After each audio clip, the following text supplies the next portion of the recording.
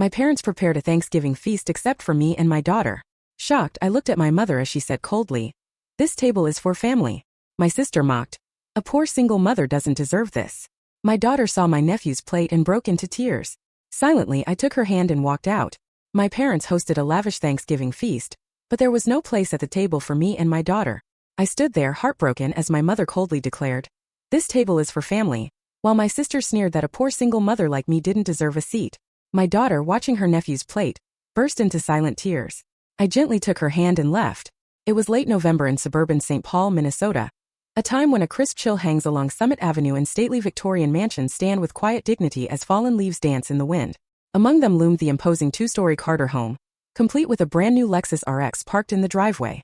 At that moment, Elizabeth Morgan stepped out of her car, phone in hand, calling out excitedly, "Mom, I just landed a multi-million-dollar property from a new client."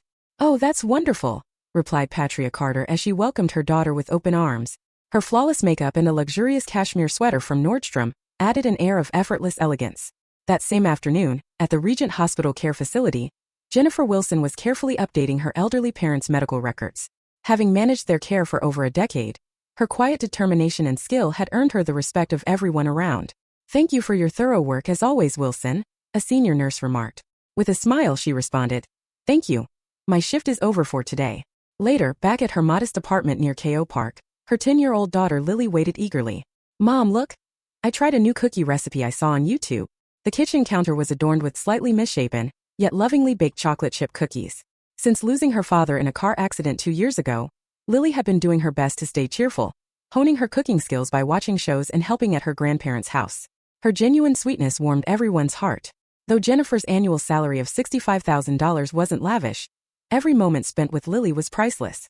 Meanwhile, in the Carter living room, Elizabeth bragged about her son Tommy's perfect math score while the 12-year-old, deeply absorbed in his iPad, sat on the sofa. Robert Carter, a former high school teacher now battling early signs of dementia, quietly read his newspaper despite needing frequent hospital visits for diabetes and high blood pressure. Patricia, desperate to maintain appearances, had made it her mission to make this Thanksgiving extra special. "I've ordered a butterball turkey," she announced confidently, even though the Carters, despite their affluent look, were deeply in debt from rising medical and living costs. Jennifer sensed that harsh reality, though the rift between the sisters had grown too wide to bridge.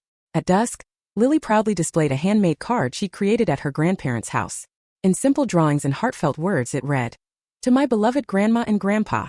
On Thanksgiving Day, as Jennifer's car slowly pulled up in front of the Carter mansion, Lily clutched a homemade pumpkin pie.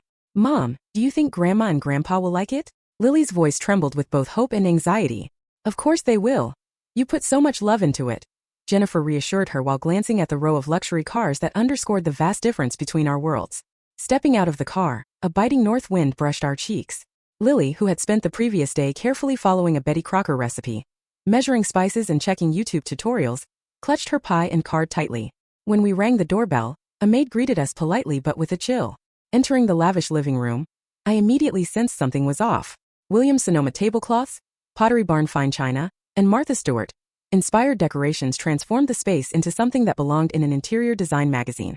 At the center, an expensive butterball turkey, green bean casserole, sweet potato casserole, elaborate cranberry sauce, and bottles of fine wine were arranged around a table set for only 8. "Grandma, where are our seats?" Lily asked innocently. The room fell silent as Patricia glared down at her. "These seats are for family," she declared coldly. Elizabeth added with a smug smirk, "It wouldn't be appropriate for a single-parent household to join us. Our guests are important clients from my real estate business." Relatives in the room averted their eyes. No one dared to challenge those harsh words. Even young Tommy, who had a specially prepared children's dinner set, was forced to watch as Lily's eyes filled with tears. "Mom," Lily's voice trembled. I squeezed her hand gently and whispered, "It's not your fault." The homemade pumpkin pie sat forgotten on a side table, still warm and fragrant with the love Lily had poured into it. The heavy door closed behind us, and as the sun began to set, I held Lily tightly in the car. "I'm sorry, Lily. This is Mommy's fault." When she asked, "Mom, did I do something wrong?" my heart ached as I replied, "No, sweetheart, you did nothing wrong. You're a wonderful daughter." As the Honda CR-V slowly pulled away, the familiar image of my childhood home receded in the rearview mirror, now seeming like a stranger's house. Soft Christmas tunes on the radio hinted at the cold season ahead while Lily stared silently out the window, her small face etched with sadness beyond her years. By the time we reached our apartment near KO Park, darkness had settled in. On the elevator ride up, I resolved to end years of patient endurance. Once inside, Lily walked straight to the kitchen in silence and asked, "Mom, can I make cookies?" Her brave voice attempted to mask her sorrow. "Yes, of course, let's make them together," I said. That night we spent hours in our small kitchen, experimenting with new cookie recipes from our Betty Crocker cookbook. The oven's warmth and the sweet scent of vanilla filled the space with genuine love. A far cry from the cold luxury of the Carters. A week after Thanksgiving, as Minnesota's winter loomed, I noticed over 10 missed calls from my mother on my phone while walking the halls of Reagan Hospital. My colleague handed me an emergency chart. Mrs. Carter's blood sugar levels were dangerously low. The doctor explained that missed appointments and neglected medications had left her diabetes numbers unstable, and there was a real risk of emergency transport that weekend. I sighed deeply. After all, I had always been the one to manage my parents' medical care, even when Elizabeth refused to help, citing work and relying on financial support from them. Back at our modest apartment, Lily practiced a new Christmas cookie recipe with a cheerful yet lonely smile, her chance to create warmth after losing her chance to learn at her grandparents' house. Then the phone rang. It was my father. "Jenny." His voice, weaker than before, confessed he was having trouble remembering his medications. That night, I barely slept at the care facility, all too familiar with the progression of dementia. The next day, at the church community center, I ran into Elizabeth. "You look tough," she mocked, clutching her designer bag. "But you're the one who abandoned our parents," she sneered. My voice shook as I replied, "Who do you think has been managing their care for the past 10 years? Elizabeth shrugged dismissively. "I have my own life as a luxury real estate agent. I have to maintain appearances." Those words filled me with anger and deep sorrow. The divide between us had grown too vast. A week later, Patricia was rushed to the emergency room as her blood sugar soared to dangerous levels. The doctor explained that her medications had not been managed properly. My sister Elizabeth began to protest but swallowed her words. In a hospital corner, Robert repeatedly asked, "Patty, what day is it?" His dementia had worsened under the stress. The next day, a social worker informed us quietly, "Home care is no longer enough. 24-hour professional care is necessary. Insurance is limited, so the family will have to share the costs." At that moment, Elizabeth's glamorous facade faltered. Her luxurious lifestyle, built on debt from car loans, branded goods, and private school tuition, was crumbling. Soon, rumors of the Carters' downfall spread throughout the church community along upscale Summit Avenue. Meanwhile, Lily continued experimenting with new recipes. "Mom, these cookies are for Grandpa," she'd say. Then her small hands would work the dough even harder. One day, I encountered my mother in the hospital hallway. "Jenny, Patricia, I wanted to see you," she said, her voice stripped of dignity. I was wrong in that moment. Her words stirred something hot within me. Yet the fresh pain of Lily's tears still lingered. "Mom, let's talk about Dad's care," I urged, regaining my professional composure as a nurse. "But first, you need to understand something." Outside, a biting wind announced the harsh Minnesota winter, a season that also signaled change for our family. Looking out over the snowy Como Park, I silently vowed not to give in that my parents hosted a grand Thanksgiving feast, but there was no place for me and my daughter. I watched in shock as my mother announced coldly, "This table is for family," while my sister sneered that a poor single mother like me didn't deserve a seat. My daughter, noticing my nephew's lavish plate, broke into silent tears. Gently, I took her hand and we walked out. It was late November in suburban St. Paul, Minnesota, where a crisp chill clings to Summit Avenue and stately Victorian mansions stand proudly as fallen leaves dance in the wind. Among them loomed the Carter residence, a grand two-story home with a brand-new Lexus RX parked in the driveway. At that moment, Elizabeth Morgan stepped out of her car, phone in hand, and excitedly called out, "Mom, I just landed a multi-million-dollar property from a new client." Patria Carter greeted her daughter with open arms. Her flawless makeup and elegant cashmere sweater from Nordstrom only added to her air of sophistication. That same afternoon at the Regent Hospital Care Facility, I was busy updating my elderly parents' care records, a task I've managed for over a decade. Though naturally reserved, my dedication had earned me great respect. "Thank you for your thorough work as always, Wilson," a senior nurse called out, and I replied with a modest smile, "Thank you, that's my shift for today." Later, back in my modest apartment near KO Park, my 10-year-old daughter Lily finished her homework and eagerly announced, "Mom, look, I tried a new cookie recipe I saw on YouTube." The kitchen counter showcased a batch of slightly misshapen, but lovingly baked chocolate chip cookies. Ever since losing her father in a car accident 2 years ago, Lily has been doing her best to stay cheerful, learning to cook by watching shows and helping out at her grandparents' house. Her pure kindness warmed everyone's hearts, and though my annual salary of $65,000 wasn't lavish, every moment with her was priceless. Meanwhile, in the Carter living room, Elizabeth boasted about her son Tommy's perfect math score, while the 12-year-old sat absorbed on his iPad. Robert Carter, a former high school teacher, sat silently reading his newspaper. The early signs of mild dementia were evident, but no one mentioned it. Despite his need for frequent hospital visits for diabetes and high blood pressure, Patricia Carter was desperate to maintain appearances. "I'm making this Thanksgiving extra special. I've ordered a butterball turkey," she declared to the neighbors. Even though the Carters' affluent exterior masked deep debt from rising medical and living costs, I could sense the painful reality. Yet the gap between our worlds had grown too wide to bridge. As dusk fell, Lily proudly displayed a handmade card she'd crafted at her grandparents' house. In simple drawings and heartfelt words it read, "To my beloved Grandma and Grandpa." On Thanksgiving Day, as our car slowly pulled up in front of the Carter mansion, Lily cradled a homemade pumpkin pie. "Mom, do you think Grandma and Grandpa will like it?" she asked, her voice trembling with hope and anxiety. I reassured her. "Of course they will, you put so much love into it," even as the row of luxury cars outside underscored the vast differences between our lives. Stepping out of the car, a cold north wind brushed our cheeks. Lily, who had spent the previous day meticulously following a Betty Crocker recipe and watching YouTube tutorials, clutched her pie tightly. When we rang the doorbell, a maid greeted us politely but with an icy tone. Entering the lavish living room, I immediately sensed something was off. The space was styled with perfectly arranged Williams-Sonoma tablecloths, Pottery Barn fine china, and Martha Stewart-inspired decor that looked straight out of an interior design magazine. At the center, an expensive butterball turkey was flanked by green bean casserole, sweet potato casserole, elaborate cranberry sauce, and bottles of fine wine, all set on a table designed for only 8. "Grandma, where are our seats?" Lily asked innocently. In that moment, Patricia glared down at her from atop her elevated perch and coldly declared, "These seats are for family." Elizabeth smirked as she added, "It wouldn't be appropriate for a single-parent household like yours to join us. Our important clients are here." All eyes fell. No one dared challenge their cruel words. In front of 12-year-old Tommy, who had his own specially prepared children's dinner set, Lily's eyes filled with tears. "Mom," she whispered. I gently squeezed her hand and with a heavy heart we left. The sound of the heavy door closing echoed as we drove away, the setting sun casting long shadows over what once felt like home. "I'm sorry, Lily. This is Mommy's fault," I murmured. When she asked if she'd done something wrong, I assured her softly, "No, sweetheart, you did nothing wrong. You're wonderful." As we reached our modest apartment near KO Park, darkness had settled in. On the elevator, I resolved that this was the moment to stop enduring in silence. Inside, Lily walked straight to the kitchen in quiet determination and asked, "Mom, can I make cookies?" Her brave tone masked the sadness inside. "Yes, of course, let's make them together," I replied. That night, in our small kitchen, we opened our well-worn Betty Crocker cookbook and experimented with new cookie recipes. The warmth of the oven and the sweet scent of vanilla filled the room with genuine family love, a warmth that no lavish meal could ever replace. A week after Thanksgiving, as Minnesota's winter was about to begin, I noticed over 10 missed calls from my mother while walking the halls of Reagan Hospital. A colleague handed me an emergency chart. Mrs. Carter's blood sugar was dangerously unstable, a result of missed appointments and neglected medications. I sighed deeply. After all, I had been the one to manage my parents' care for years. Meanwhile, at the Carter apartment, Lily continued to practice her cooking. "Mom, I found a new Christmas cookie recipe," she said cheerfully, though a trace of loneliness lingered in her voice. She missed the days of learning with her grandparents. Then the phone rang. This time, my father's voice, weak and trembling, admitted he was having trouble remembering his medications. That night, I barely slept at work, all too familiar with the progression of dementia. The next day, at the church community center, I ran into Elizabeth.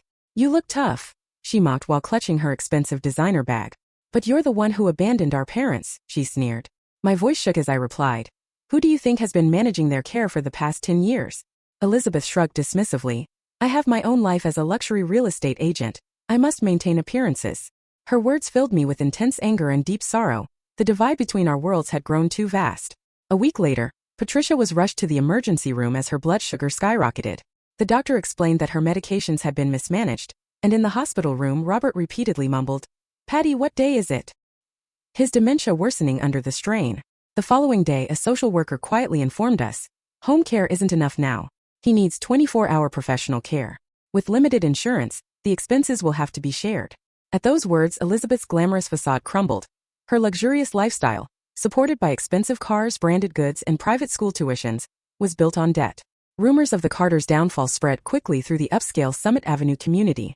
Meanwhile, Lily continued to experiment with new recipes. "Mom, these cookies are for Grandpa," she would say, her small hands kneading the dough with renewed determination. One day, I encountered my mother in the hospital hallway. "Jenny, Patricia, I wanted to see you," she said, her voice stripped of its former dignity. I was wrong in that moment. Her admission stirred something within me, but the pain of Lily's tears was still too raw. "Mom, let's talk about Dad's care." I urged, trying to regain my professional composure. Outside, a biting wind signaled the arrival of Minnesota's harsh winter, a season that promised change. Gazing out over the snowy landscape of Como Park, I silently vowed not to give in. That very night, Lily baked cookies using a special recipe. "Mom, I added the vanilla scent that Grandma loves," she said proudly. I hugged her tightly, realizing that sometimes pure kindness has the power to heal even the deepest wounds. No one could predict what the long winter would bring, but one truth remained. Love often heals us in the most unexpected ways. The gentle aroma of vanilla in our cozy kitchen spoke that truth softly. On Christmas Eve morning, heavy snow began falling in St. Paul. The forecast warned of the harshest cold wave in a decade. Around 10 a.m., as the bells of the Cathedral of St. Paul rang, my phone rang with a message from my father. His distressed voice revealed that he had left the house. He was on his way to buy Lily's cookies. "What? In this weather?" I asked, frozen with shock. "I dozed off and left about 30 minutes ago." His voice trembled. Then Elizabeth called too, saying she'd reported it to the police, though they warned that searching in this weather would be difficult. Back at our apartment near KO Park, Lily looked up at me anxiously. "Mom, for me, don't worry." I quickly embraced her and put on my coat. "Can you stay with Mrs. Johnson next door for a little while?" I asked softly. We climbed into the Honda CR-V, which slowly began its journey through the blizzard, snow constantly accumulating on the windshield as the wipers fought to clear it. Arriving on Summit Avenue, we found Patricia sobbing at the entrance, while Elizabeth, wrapped in an expensive coat, spoke irritably on her phone with the police. "Dad's been saying he often goes to Target," Elizabeth complained, but I murmured, "No, Dad goes to the old bakery. Lily loves that place. She's been studying how to make their cookies." We set off into the blizzard. Elizabeth's Lexus got stuck on an unplowed road. "There's no way that old bakery is open in this weather," she grumbled, clearly irritated. I recalled how my father, a former teacher, always walked the same route through town, and in my mind I mapped out the shortest way to the bakery. Suddenly, a call from Regent Hospital came in. An elderly man had been brought in by ambulance with suspected hypothermia. At the hospital, the emergency room buzzed as staff hurried about. In one treatment room, Robert lay pale on a bed, clutching a frozen box of cookies. His body temperature had dropped dangerously low, and his consciousness was wavering. In a hoarse voice, he mumbled, "Lily, cookies, please." In that moment, all our family's long-hidden tensions and pain were laid bare. The emergency doctor declared, "Continuing home care is too dangerous. He needs 24-hour professional care." Elizabeth's expression fell, and Patricia began to speak about her nearly depleted savings, but then faltered. "My savings have been drained from supporting this family," she admitted. I analyzed the situation calmly, drawing on my nursing experience. "Dad's symptoms and Mom's chronic conditions. We can't handle this alone." Elizabeth's voice rose, accusing, "You betrayed the family. Even at Thanksgiving, you betrayed us." My heart pounded as I replied, "Who do you think has been managing our medical care, hospital visits, and medications for the past 10 years? Elizabeth's voice trailed off. Just then, the hospital room door opened and Lily entered, holding a box of homemade cookies brought by Mrs. Johnson from next door. "Grandpa, I made these. I studied the old bakery recipe to match the taste you love," she said softly. At her words, the atmosphere shifted. Lily gently took her grandfather's hand and offered him the cookies. The warm scent of vanilla filled the room as Robert's consciousness slowly returned. "Lily, thank you," he whispered weakly but with genuine affection. Patricia quietly cried, "What foolish things we've done," while Elizabeth began to weep, her expensive makeup running, as we all realized that vanity and pride had cost us dearly. I watched silently, knowing that sometimes the deepest crisis teaches us the most important truths. Outside, the snow continued to fall heavily, but inside, our room was filled with the warmth of the oven and the sweet scent of cinnamon. "A quiet light born of pure love," the nurse announced. "His condition is stabilizing." Although the life-threatening crisis had passed, it marked a new beginning. Lily spoke gently to her grandfather, "Grandpa, next time let's make cookies together. I'll learn from you." Later, gazing out over the snowy landscape of Como Park, I sighed deeply. The road ahead wouldn't be smooth, but today's events marked the start of real change. As the next Thanksgiving approached, Patricia, now living at Oak Grove Senior Living, a quiet place just 15 minutes from Summit Avenue, watched the silhouette of the Cathedral of St. Paul rise among autumn trees. "Mom, how's your blood sugar today?" I asked during my twice-weekly nursing visit. "It's completely stable now," she replied peacefully, dressed simply in a white apron rather than flashy luxury. In the living room, Robert called out, "Lily, what are we making today?" With his dementia slowing, he spent his days in relative peace. "Today we're making Grandma's recipe," I announced. 11-year-old Lily skillfully began preparations in the grandparents' kitchen, turning our Sunday cooking class into a cherished new family tradition. Her passion for cooking, once sparked by learning the old bakery's secrets, had become a healing force for us all. The Betty Crocker cookbook was no longer just a guide. It was a source of inspiration as Lily created her own recipes, blending techniques from YouTube with her own creativity. Soon, the doorbell rang and Elizabeth arrived with her son Tommy. Gone were the designer bags. Instead, she wore a simple homemade apron. "Sorry I'm late," she said sheepishly, a stark change from her former showy lifestyle. Now she was shifting her focus from luxury properties to more modest housing deals and sharing the burden of our parents' care. "Mom, can I help too?" she asked. Tommy, now 13, showed interest in cooking for the first time. Lily smiled kindly at her cousin. "You can be my assistant chef." As we all worked together in the kitchen, I recalled that last Christmas Eve, when a crisis forced us to rebuild our bonds, was the catalyst for our renewed family ties. Moving our parents into assisted living hadn't been easy, but 24-hour professional care and shared responsibilities had brought us closer. "Remember when Mom used to cook like this?" Elizabeth said softly to her sister. I nodded quietly. "But it's different now. Lily is teaching us what real family means." Tears glistened in Patricia's eyes as she realized that the true happiness, once hidden behind vanity and pride, was right here. That day, Lily proudly presented a freshly baked apple pie, rough around the edges, yet filled with heartfelt care. It radiated more warmth than any expensive butterball turkey could. Tommy showed genuine appreciation, and although there were no expensive dishes or designer tablecloths, every face at the table shone with genuine warmth. "This is what Thanksgiving should be," Patricia whispered. "Yes, this is real family time," I replied gently. Outside, the cold north wind swirled the autumn leaves, but inside our room, the oven's warmth and the sweet aroma of cinnamon reminded us that love heals even the deepest wounds. On the drive back to KO Park in our Honda, Lily asked softly, "Mom, did we find happiness?" Meeting her eyes in the rearview mirror, I smiled and said, "Yes, we did, in the truest sense." Sometimes love guides us in the most unexpected ways. It isn't about lavish meals or expensive gifts, but about the truth that an 11-year-old girl's pure heart can teach us. The Honda CR-V slowly drove through twilight, and in the weeks to come, our family cooking classes would continue. Not flashy, but the start of a new chapter bound together by genuine love.